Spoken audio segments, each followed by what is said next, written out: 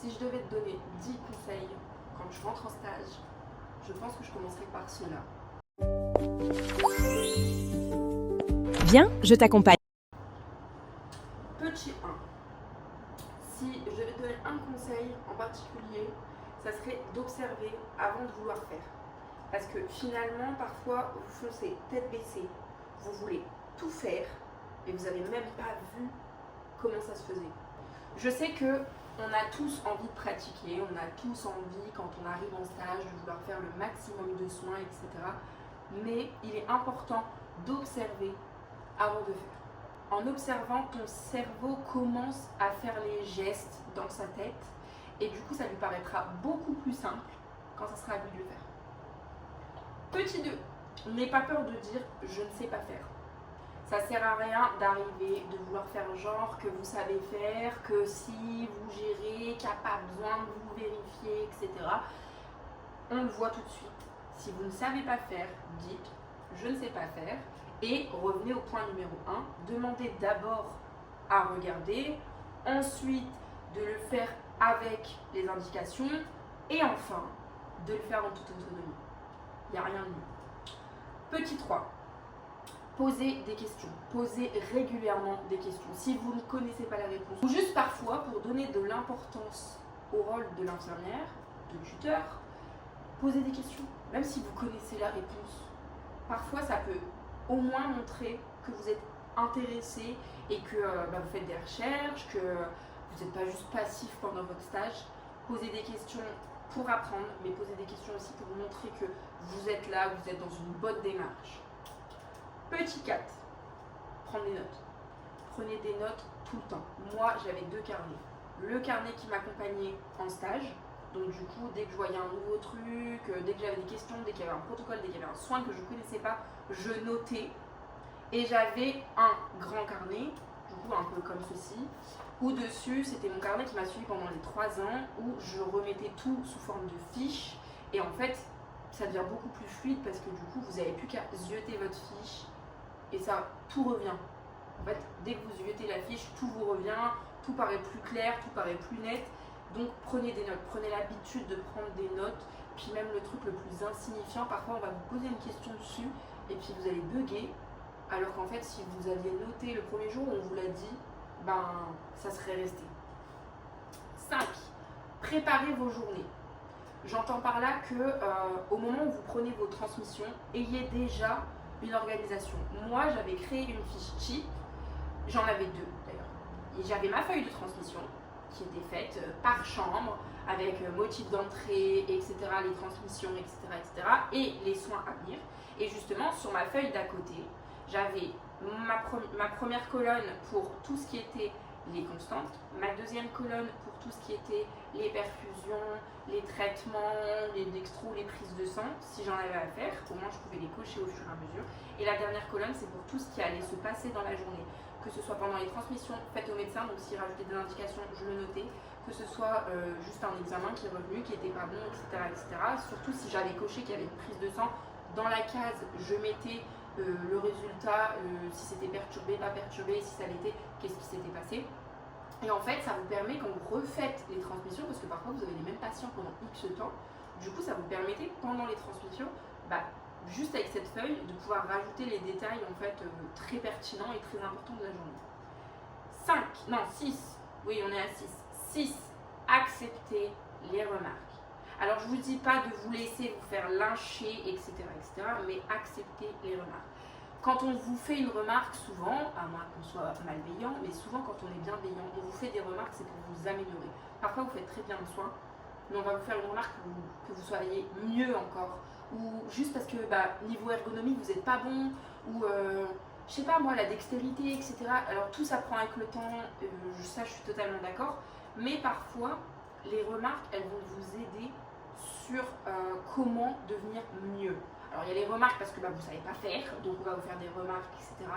Et il y a les remarques juste parce que vous êtes là et on veut que vous soyez encore au-dessus. Et en fait parfois c'est juste des tips, c'est pas spécialement des trucs, voilà. Mais je sais que ça peut arriver que les étudiants se braquent parce qu'on leur fait une remarque.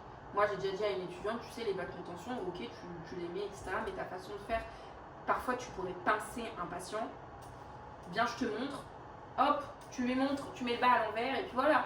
Et au final, c'est pas en mode elle sait pas le faire, parce que le bas elle le mettait parfaitement, c'est juste que je lui donne un conseil pour que ce soit mieux fait et qu'il n'y ait pas de risque du tout d'autre chose. 7e, ne te compare pas. Je le répète, ne te compare pas. Il va arriver que tu te retrouves en stage avec plusieurs étudiants dans ton service. Automatiquement, on a ce sentiment de compétition, etc. Mais sachez que la profession infirmière, il y a de la place pour tout le monde. On n'est pas en médecine où c'est la course, ou ceci, ou cela, ou je ne sais quoi. Il y a de la place pour tout le monde. Donc arrêtez de vous comparer. C'est pas parce que lui, il est plus à l'aise, que lui, il fait plus de soins, que lui, il est mieux. Parce que parfois, ça veut rien dire. J'y ai cru lors d'un stage en me disant mais attends, elle est hyper intégrée, tout le monde lui confie les soins, moi j'ai quasi rien, nanana. Je sais pas ce qui s'est passé, retournement de situation. Après c'était, malheureusement elle s'est fait catégoriser comme l'étudiante qui en faisait trop. Et on a commencé à un peu plus s'intéresser à moi, un peu plus me donner de responsabilités, un peu plus me faire confiance parce que j'avais fait mes preuves tout du long. J'avais essayé de me recentrer sur moi et de montrer que j'étais en capacité de faire des choses. Et du coup c'est allé beaucoup mieux. Donc arrêtez de vous comparer, chaque étudiant est totalement différent. Il y a des moments où, oui, il fera mieux le soin que toi, il aura plus de facilité à s'adapter. Et puis il y a aussi les personnalités, on match peut-être plus avec d'autres, etc. Mais ça ne veut rien dire sur la finalité. Le 9e, non, 8e, ne reste pas passif. Donc, dans ce que j'entends par ne reste pas passif, ça veut dire que c'est pas parce qu'il n'y a rien à faire qu'il faut rien faire. Alors quand il n'y a vraiment rien à faire, faites pas genre, ça sert à rien, moi je ne vais pas te demander de rester debout si moi je suis assise, mais ne reste pas passif dans le sens où, ok, tu as fait tes 3 patients à charge, rejoins-moi, viens, demande-moi si j'ai besoin d'aide, viens, essaye de faire plus de soins, revois un soin avec moi, ou à la limite, va te poser devant l'ordi, prends tes informations pour faire ton projet de soins, etc., etc. Mais en tout cas, ne reste pas passif. Je vais me retourner, tu auras fini tes patients, tu seras là, tu vas rien faire, tu vas être dans la lune.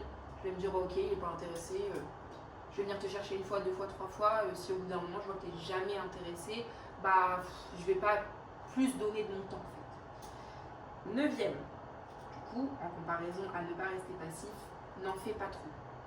Ça sert à rien de vouloir être ami avec tous les infirmiers, ça sert à rien de vouloir montrer que tu connais tout sur tout, que tu sais tout faire, que tu es parfait dans tout.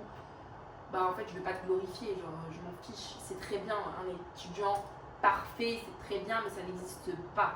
Tu feras à un moment donné une erreur et on t'en tiendra plus rigueur sous prétexte que tu en as tellement fait, que tu as tellement vendu le mec parfait, que du coup, en fait je sais pas pourquoi il y a ce truc de, comme tu es censé être là, si d'un coup tu fais une erreur, tu vas descendre 10 fois plus bas que si tu étais genre neutre et que tu faisais une erreur, je me disais ok c'est bien, tranquille. Déjà au moins ça me donne du rôle parce que je suis censée t'apprendre des choses, donc si je sers à rien parce que tu montres que tu es toujours au-dessus, très bien, mais bon, voilà, n'en le fais pas trop. Et puis sachant que, faut dire la vérité, le milieu infirmier, il n'est pas tout le temps bienveillant. Donc si tu commences à en faire trop, tu vas vite être catégorisé, on va vite te mettre de côté, ils vont chercher à tirer des balles dans les pieds, ils vont se dire lui il se sent là, attends on va bien le redescendre. Donc du coup, n'en fais pas trop.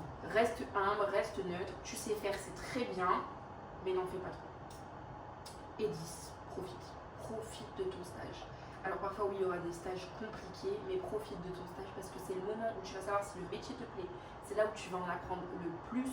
Et puis si tu tombes sur des perles, en fait, ça va être fluide, tu vas apprendre, tu vas kiffer, tu vas pratiquer. Franchement, profitez des stages. Et en plus, c'est dans les stages où il y a des liens qui vont se faire, qui vont vous permettre de mieux comprendre vos cours. Moi, je sais que quand j'ai eu en 3e année le cours sur les soins palliatifs, que j'ai fait mon stage en soins palliatifs, c'était 10 fois plus fluide en stage qu'en cours.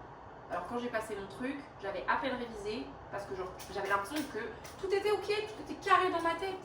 Et ça a matché. Donc profitez du stage pour en apprendre plus sur vous, pour en apprendre plus sur les patients, pour en apprendre plus sur les pathologies, pour en apprendre plus sur la pratique et découvrir aussi si c'est votre cœur en fait, de métier, tout simplement. Donc je vais clôturer cette vidéo en vous disant que oui, vous allez tomber sur des stages qui ne seront pas foufou, mais vous allez aussi tomber sur des stages qui seront pépites. Et je vous conseille sincèrement de rester naturel, de profiter, de montrer que vous en valez la peine, que vous en voulez. Et il n'y a que ça qui fera en fait que ça fonctionnera. moi, je suis partie du principe où au début, je me mettais une pression de malade et à la fin, je me suis dit, allez, maman, profite, prends tout ce qu'il y a à prendre et puis montre que t'en vaut la peine, montre qu'ils sont pas en train de perdre du temps à te former. Et en fait, ça marchait que comme ça. Quand j'étais là à me mettre le stress, au final, je faisais pire que mieux. Quand je me comparais pareil, je me renfermais, je me mettais dans mon coin et je pense qu'ils se disaient, bah ok, bah elle veut rien. Et puis quand j'ai commencé à comprendre qu'en fait, bah non, il faut vivre le moment et puis donner ce qu'on a à donner, prouver ce qu'on a à prouver, bah ça allait 10 fois mieux, on faisait beaucoup plus vite confiance. Et pourtant, j'ai eu des tutrices qui commençaient par je voulais pas d'étudiants et à la fin, c'était bah on espère vraiment que tu seras diplômé et que tu reviendras. Donc profitez. Bisous.